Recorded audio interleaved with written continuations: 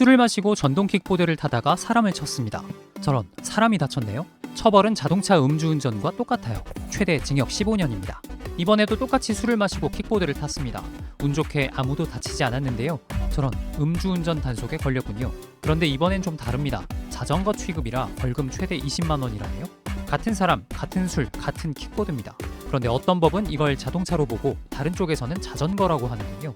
도대체 기준이 뭔지 모르겠는데 이걸 고치겠다는 법안도 2년째 국회에 계류 중입니다. 어떻게 된 걸까요? 같은 법안에서 킥보드는 두 얼굴을 하고 있습니다. 언제 어느 쪽이 되는지가 문제죠. 먼저 사람이 다친 경우입니다. 2020년 10월 서울 광진구의 한 이면도로에서 있었던 일인데요. 한 남성이 술을 마시고 전동 킥보드를 몰다가 자전거를 타고 가던 67살 여성을 들이받았습니다. 측정된 혈중 알코올 농도는 0.144%, 자동차로 치면 면허 취소 수준이죠. 피해자는 전치 2주의 상해를 입었습니다. 술에 취해 사람을 다치게 하면 음주운전 가중처벌을 받습니다. 상해면 1년 이상 15년 이하 징역, 사망하면 무기징역까지 갈 수 있어요. 그런데 킥보드가 여기 해당되는지를 놓고 다툼이 있었습니다. 운전자의 항변이었는데요. 킥보드가 법에선 자전거니까 자기는 해당이 없다고 한 거죠. 2023년 6월 대법원의 대답은 노였습니다. 킥보드가 길을 다닐 때 자전거 취급을 받는 건 통행규칙을 위한 것일 뿐이라는 거죠. 상고는 기각됐고 이 사건은 벌금 700만 원으로 확정됐습니다. 사람이 다친 순간 킥보드는 자동차가 된다는 겁니다. 그럼 아무도 다치지 않은 음주운전은 왜 이렇게 가벼운 걸까요? 자동차 음주운전을 처벌하는 조항, 그 첫 문장 괄호 안에 이 한 줄이 들어있습니다. 다만 개인형 이동장치를 운전한 경우는 제외한다. 이 한 문장 때문에 킥보드가 빠집니다. 대신 20만 원 이하의 벌금이나 구류 또는 과료입니다. 자동차는 혈중 알코올 농도가 올라갈수록 형이 무거워집니다. 킥보드는 아니에요. 농도를 재기는 하지만 그 숫자가 형량을 바꾸지 않습니다.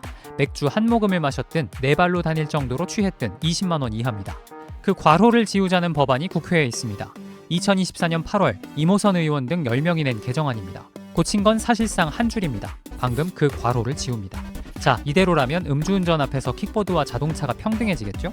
같은 취지의 법안이 그 뒤로 2번 더 나왔습니다. 여당에서도 야당에서도 나왔죠. 하지만 지금도 셋 다 국회에 계류돼 있습니다. 국회 검토 보고서를 보면 이유가 나옵니다. 취지는 인정합니다. 보행자와 운전자의 안전을 지키자는 건 당연한 일이니까요. 그런데 바로 뒤에 단서를 달았습니다. 킥보드의 최고 속도는 시속 25km입니다. 그런 장치에 자동차와 똑같은 처벌을 하는 게 책임의 크기에 맞느냐는 겁니다. 경찰청도 같은 얘기를 합니다. 음주운전은 당연히 억제해야 하지만 구조도 성능도 다른 자동차의 기준을 킥보드에 그대로 갖다 붙이는 건 과중하다는 거죠. 정리해볼까요? 킥보드로 사람을 다치게 하면 자동차로 봅니다. 다친 사람이 없으면 자전거로 봅니다. 그 사이를 메우자는 법안이 3건 올라와 있고 형벌 체계의 균형을 이유로 멈춰 있습니다. 오늘 밤에도 술자리를 마치고 애매한 거리에 집까지 돌아가야 하는 사람은 길가에 있는 킥보드를 보며 자기 운을 시험해 보려고 들지도 모릅니다. 다치게 하면 자동차, 안 다치게 하면 자전거니까요. 킥보드를 자동차만큼이나 위험한 잠재적 사고 요인으로 봐야 할까요?